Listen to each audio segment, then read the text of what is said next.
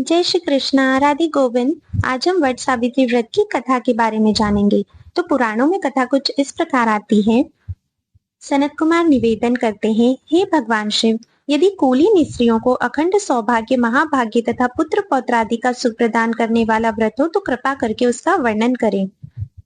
भगवान शिव ने कहा, मध्य देश में अशुपति नाम का एक राजा था। अशुपति अत्यंत धर्मात्मा, ज्ञानी, वीर तथा वेद वेदांगों का ज्ञाता था। अति बलशाली एवं समस्त प्रकार के ऐश्वर्यों से युक्त होते हुए भी राजा के जीवन में संतान का अभाव था। संतान प्राप्ति के उद्देश्य से राजा देवी सावित्री के मंत्रों का जप करता था तथा उनके निमित्त भक्ति पूर्वक आहुति देता था। हे सनत कुमार, राजा की आराधना से देवी प्रसन्न हुई तथा कृपा करके उसे वरदान देने हेतु प्रकट हो गई। देवी माँ ने कहा, हे राजन, मैं तुम्हारी भक्ति से अति प्रसन्न हूँ, अतः इच्छित वर की कामना करें। देवी के श्रीमुख से यह वचन सुन राजा हर्ष पूर्वक बोला, हे देवी, मैं निसंतान हूँ, मेरे कोई संतान नहीं है। मैं एक उत्तम पुत्र का वरदान चाहता हूँ। राजा द्वारा इस प्रकार प्रार्थना करने पर देवी सावित्री ने राजा से कहा, तुम्हारा कोई पुत्र नहीं है, किंतु भविष्य में एक कन्या होगी। कुछ दिवस व्यतीत होने के उपरांत रानी ने गर्भ धारण कर एक कन्या को जन्म दिया, जिसका नाम सावित्री रखा गया। वह कन्या अत्यंत तेजस्वी और रूपवान थी। उसके तेज के समक्ष उसे मांगने का कोई साहस नहीं करता था। उसका रूप एवं तेज का दर्शन कर सभी राजा स्तंभित हो गए थे। एक दिन राजा ने सावित्री से कहा, पुत्री, तेरे विवाह का समय आ गया है, किंतु कोई भी तुझसे विवाह करने हेतु तो प्रस्ताव नहीं ला रहा। अतः जो भी गुणवान वर मिले उससे तू खुद ही विवाह कर ले। यह कहकर वृद्ध मंत्रियों तथा नाना प्रकार के वस्त्र अलंकारों के साथ पुत्री को भेज दिया। राजा क्षणमात्र के लिए बैठा ही था कि उसी समय वहां देवर्षि नारद का आगमन हुआ। राजा देवर्षि नारद से वार्ता कर ही रहे थे कि उसी समय आश्रम से सावित्री उन्हीं वृद्ध मंत्रियों सहित वहां उपस्थित हो गई। सावित्री के दर्शन कर देवर्षि नारद बोले, हे राजन, अब तुम्हें सावित्री का विवाह कर देना चाहिए। राजा ने उत्तर दिया, हे मुनि श्रेष्ठ, मैंने सावित्री को इसी कार्य हेतु भेजा था। अभी यह लौट आई है। इसने अपने पति का चयन स्वयं ही कर लिया है। कृपया आप ही पूछ लीजिए। देवर्षि नारद के प्रश्न करने पर सावित्री ने उत्तर दिया, हे मुनि श्रेष्ठ, आश्रम में द्युमत सेन का पुत्र सत्यवान है। मैंने उसका ही अपने पति के रूप में चयन किया है। सावित्री के मुख से यह सुनते ही देवर्षि नारद ने कहा, हे राजन, आपकी पुत्री ने यह अत्यंत अनुचित कार्य किया है। इसने सत्यवान के विषय में बिना कुछ ज्ञात किए ही उसका वरण कर लिया।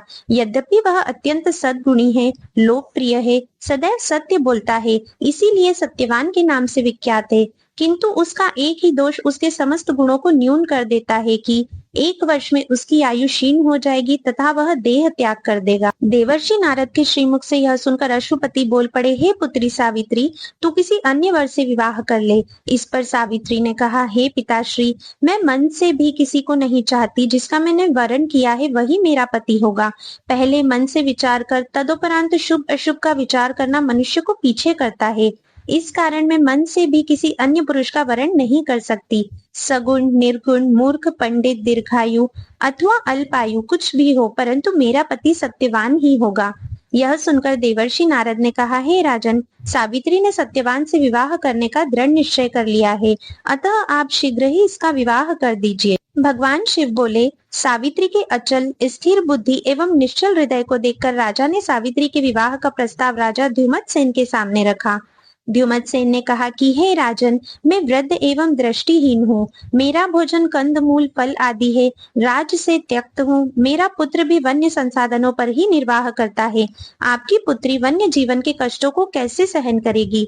द्युमत सेन के मन की दुविधा को समझते हुए राजा अश्वपति ने कहा, मेरी पुत्री ने इन सभी तथ्यों को ज्ञात कर ही सत्यवान का वरण किया है, अतः आप निश्चिंत रहिए। अश्वपति के वचनों को सुन द्युमत सेन राजर्षि ने सावित्री एवं सत्यवान के विवाह हेतु समर्थन दे दिया। सत्यवान को पति के रूप में प्राप्त कर सावित्री उसी प्रकार आनंद विभोर हो गई जिस प्रकार इंद्र को प्राप्त कर शची आनंदित होती है। सावित्री के मन में अभी भी देवर्षि नारद द्वारा कहे वचन गुंजायमान हो रहे थे, इसीलिए उसने वट सावित्री व्रत करने का संकल्प ग्रहण किया। वह दिनों की गिनती करती रहती थी। सावित्री दिन रात व्रत में ही लीन हो गई।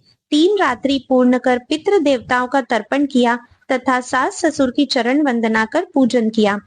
तदुपरांत सत्यवान एक विशाल कठोर कुठार लेकर वन की ओर प्रस्थान करने लगा। अनहोनी की आशंका से सावित्री भी उसके साथ गई। पति की मृत्यु का समय निकट था, अतः सावित्री निरंतर उसे ही निहार रही थी। सत्यवान कठिन परिश्रम करते हुए शीघ्रता से लकड़ी तथा फलादि संचित करने में लगा हुआ था। परम पतिव्रता महासती सावित्री वट वृक्ष के मूल में बैठी हुई थी। उसी समय लकड़ी का भार उठाते हुए सत्यवान के मस्तक में पीड़ा होने लगी तथा सत्यवान को भारी कष्ट का अनुभव होने लगा। उसकी देह कंपित होने लगी। वह वट वृक्ष के समीप आकर सावित्री से बोला, मेरी देह में कंपन हो रहा है, मेरे मस्तक में पीड़ा हो रही है। ऐसा प्रतीत होता है जैसे मेरे मस्तक में शूल के समान कांटे चुभ रहे हैं। सावित्री सत्यवान की मृत्यु के समय से अवगत थी। उसे यह ज्ञात हो गया था कि काल का आगमन हो गया है, अतः वह उसी स्थान पर बैठ गई और सत्यवान भी उसकी गोद में मस्तक रखकर शयन करने लगा। उसी क्षण वहां यमदेव प्रकट हो गए और सत्यवान के शरीर में पाशों के बंधन में बंधे अंगुष्ठ मात्र के प्राण पुरुष को बलपूर्वक खींच लिया तथा यम उसे बांधकर दक्षिण दिशा की ओर प्रस्थान करने लगे। अपने पति की मृत्यु से व्याकुल सावित्री भी यम के पीछे पीछे चलने लगी। सावित्री अपने व्रत नियम आदि से सिद्ध हो चुकी थी एवं परम पतिव्रता थी, अतः यम के पीछे जाना उसके लिए सुलभ था। सावित्री को अपने पीछे आता देख यमराज ने उसे वापस जाने को कहा। सावित्री ने कहा, जहाँ मेरे पति को ले जाया जाए अथवा वह स्वयं जाए, वहीं मैं भी रहूं, यह सनातन धर्म है। तत्वदर्शियों ने 7 आधारों पर मित्रता बतलाई है। मैं उसी मैत्री की दृष्टि से कहती हूँ, ध्यान पूर्वक सुनिए। लोलुप वनवास करके भी धर्म का आचरण नहीं कर सकते, न ब्रह्मचारी न सन्यासी हो सकते हैं।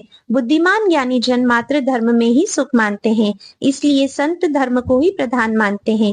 सज्जनों द्वारा स्वीकार्य एक ही धर्म के माध्यम से हम दोनों ने एक ही मार्ग प्राप्त किया है, इसलिए मैं गुरुकुल वास एवं संन्यास की इच्छुक नहीं हूँ। इस गृहस्थ धर्म को ही सज्जनों ने सर्वोच्च कहा है। यम बोले, हे आनंदिते, तेरे द्वारा कहा प्रत्येक शब्द व्यंग से परिपूर्ण है। मैं परम प्रसन्न हूँ। सत्यवान के जीवन दान के अतिरिक्त तुझे जो भी वरदान चाहिए मांग ले, मैं तेरी मनोकामना अवश्य पूर्ण करूंगा। सावित्री बोली, मेरे ससुर राज्य विहीन होकर वनवास कर रहे हैं, वह दृष्टिहीन हो गए हैं, उन्हें नेत्र प्राप्त हो जाए तथा वह सूर्य के समान तेजस्वी एवं बलशाली हो। यम ने कहा, जैसा तूने कहा है वैसा ही होगा, अब तुम लौट जाओ। सावित्री बोली, आप जहाँ मेरे पति को लेकर चलेंगे मैं भी वहीं चलूंगी, इसमें मुझे कोई कष्ट नहीं होगा। सज्जनों के सानिध्य की कामना सभी करते हैं, सज्जनों का संग कभी निष्फल नहीं होता, अतः सदैव सज्जनों की संगति करनी चाहिए। यम ने कहा, आपका कथन मेरे मनोनुकूलन है, बुद्धि बल में वृद्धि करने वाला तथा अत्यंत हितकारी है। हे भामिनी, सत्यवान के जीवन के अतिरिक्त कोई अन्य दूसरा वर मांगे। सावित्री बोली, मेरा दूसरा वरदान यह है कि मेरे ससुर का छीना हुआ राज्य पुनः उन्हें प्राप्त हो जाए तथा वह धर्म कर्म कभी न त्यागे। यम ने कहा, कुछ ही समय में आपके ससुर को उसका राज्य प्राप्त हो जाएगा तथा वह कभी धर्म से विमुख नहीं होंगे। तेरी मनोकामना पूर्ण हुई, अब घर लौट जा, व्यर्थ कष्ट क्यों करती है। सावित्री बोली, मुझे ज्ञात है आपने प्रजा को नियमों के बंधन में बांधा हुआ है, इसलिए यम के रूप में विख्यात हैं। मन वाणी अंतःकरण से किसी से शत्रुता न करना, दान करना, आग्रह का परित्याग करना, यह सज्जनों का सनातन धर्म है। इसी प्रकार यह लोक है, यहाँ शक्तिशाली सज्जन मनुष्य शत्रुओं पर भी दया करते हैं।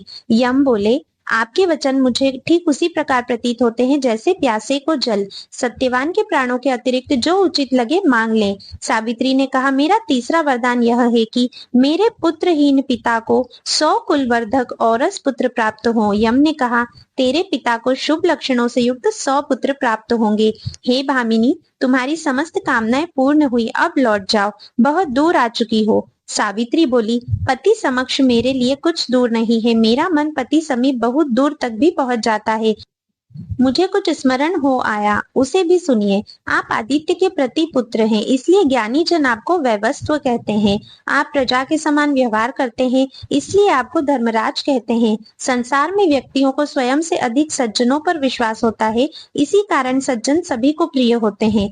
यम ने कहा, जो जैसा वर्णन किया है ऐसा मैंने पूर्व में कभी नहीं सुना। मैं तेरे वचनों से अति प्रसन्न हूँ। सत्यवान के जीवन के अतिरिक्त जो कामना हो मांग ले। सावित्री बोली, मुझे सत्यवान से ही औरस पुत्र हो, हम दोनों बलशाली वीर्यशाली 100 पुत्रों का कुल हो, यही मेरा चतुर्थ वरदान है। यम ने कहा, तथास्तु। तेरा और सत्यवान का 100 पुत्रों से युक्त परिवार होगा। अब वापस लौट जाएं, बहुत दूर आ चुकी है।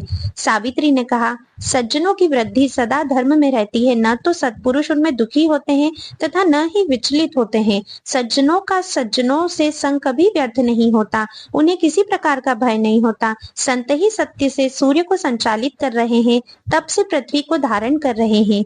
हे राजन, सत्य ही भूत भविष्य की गति है। सज्जनों के मध्य सज्जन दुखी नहीं होते, सज्जनों का यही व्यवहार है। सज्जन किसी कार्य को करते हुए किसी फल की अपेक्षा नहीं रखते। सज्जनों की कृपा कभी व्यर्थ नहीं जाती, न उनके संग में धन एवं मान का नाश होता है, इसलिए सज्जन रक्षक होते हैं। यम ने कहा, तेरे द्वारा कहे मनोनुकूल धर्मानुकूल अर्थात अर्थयुक्त वचनों को सुनकर तेरे प्रति मेरी भक्ति बढ़ती जा रही है, अतः हे सच्चरित्रा और वर मांग। सावित्री बोली, मैंने आपसे औरस पुत्र अर्थात दाम्पत्य सुख के साथ पुत्र का वरदान मांगा है, तथा न ही मैंने किसी अन्य रीति से पुत्र प्राप्ति की कामना की है। अतः आप मुझे यह वरदान दे कि मेरा पति जीवित हो जाए, क्योंकि इसके बिना मैं भी मृत समान हूँ। पति के अभाव में मुझे स्वर्ग श्री तथा जीवन आदि सुख नहीं चाहिए। आपने मुझे 100 औरस पुत्रों का वरदान दिया और आप स्वयं ही मेरे पति के प्राणों का हरण कर रहे हैं। इस कारण आपका वरदान कैसे फलीभूत होगा? मैं वरदान मांगती हूँ कि सत्यवान के प्राण पुनः लौट आए। ऐसा करने से आपके ही वचन सत्य होंगे। यम ने तथास्तु कहकर सत्यवान के प्राणों को पाश से मुक्त कर दिया तथा प्रसन्नता पूर्वक बोले, हे कुल नंदिनी, मैंने आपके पति को मुक्त कर दिया है। यह निरोग एवं सिद्धार्थ होगा, आप इसे ले जाएं। यह आपके साथ 400 वर्ष की आयु प्राप्त करेगा। सावित्री वट वृक्ष के समीप आ गई तथा सत्यवान के सिर को गोदी में रखकर बैठ गई। भगवान शिव ने कहा, हे ब्राह्मण, सत्यवान की चेतना भी लौट आई। द्युमत्सेन अपने पुत्र के आगमन की प्रतीक्षा कर रहा था, किंतु सायंकाल का समय होते ही वह व्याकुल हो उठा और यहाँ से वहां चारों दिशाओं में भागने लगा। उसी समय अकस्मात ही राजा के नेत्र खुल गए एवं उसकी दृष्टि लौट आई। उसी समय सावित्री सहित सत्यवान भी वहां उपस्थित हो। उपस्थित द्विजगणों ने प्रश्न किया, हे शुभानने सावित्री, क्या तुम्हें अपने वृद्ध ससुर के नेत्रों की पुनः प्राप्ति का कारण ज्ञात है? सावित्री बोली, हे पूजनीय द्विजगणों, मुझे उनकी दृष्टि प्राप्ति का वास्तविक कारण तो ज्ञात नहीं है, किंतु मेरे पति चीर निद्रा में लीन हो गए थे, इस कारण विलंब हो गया। सत्यवान बोला, हे मुनिगणों, यह सब इस सावित्री के व्रत के प्रभाव से ही हुआ है, मुझे कोई अन्य कारण प्रतीत नहीं होता, अतः यह सावित्री के तप का ही शुभ परिणाम है। मैंने स्वयं सावित्री के व्रत का यह महात्म्य देखा है। शिवजी बोले, सत्यवान यह कह ही रहा होता है कि उसी क्षण उसकी राजधानी के प्रधान पुरुषों ने आकर यह सूचना दी कि जिस दुष्ट मंत्री ने आपके राज्य को बलपूर्वक छीन लिया था, उसका वध भी उसके मंत्री ने ही कर दिया है। इसलिए हम आपके समक्ष उपस्थित हुए हैं। हे राजशार्दूल, अपने राज्य का पालन करने चले। राजा उनका आग्रह स्वीकार कर उन प्रधान पुरुषों सहित अपने नगर पहुंचा। अपने कुल क्रमागत राज्य को प्राप्त कर अति आनंदित हुआ। सावित्री एवं सत्यवान भी अत्यंत हर्षित हुए। इसी व्रत के महात्म्य से सावित्री ने 100 वीर पुत्रों को जन्म दिया। यमराज के वरदान के अनुसार ही सावित्री के पिता के भी परम बलवान 100 पुत्र हुए। हे ब्राह्मण, यह हमने इस वट सावित्री व्रत का उत्तम महत्व सुना दिया है। इस व्रत के प्रभाव से आयु क्षीण होने पर भी पति जीवित हो उठता है। तो ये थी वट सावित्री व्रत की संपूर्ण कथा। और अगर आपने अब तक हमारे चैनल को सब्सक्राइब नहीं किया है तो please like, share and subscribe और बेल आइकन भी प्रेस कर दीजिएगा, सो दैट आने वाले वीडियोस के नोटिफिकेशंस आपको मिलते रहें। जल्दी मिलते हैं एक नए वीडियो के साथ, तब तक के लिए राधे गोविंद।